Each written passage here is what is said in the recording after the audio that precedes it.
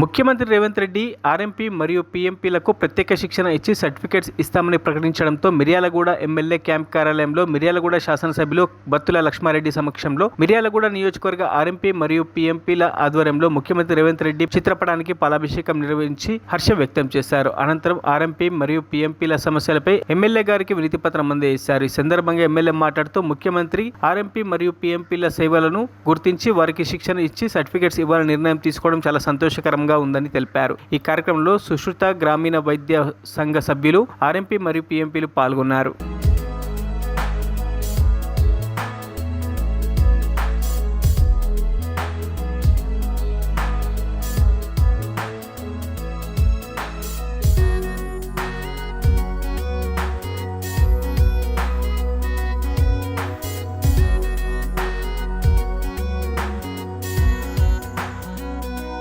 మరిన్ని అప్డేట్స్ కోసం మా ఛానల్ని సబ్స్క్రైబ్ చేయండి.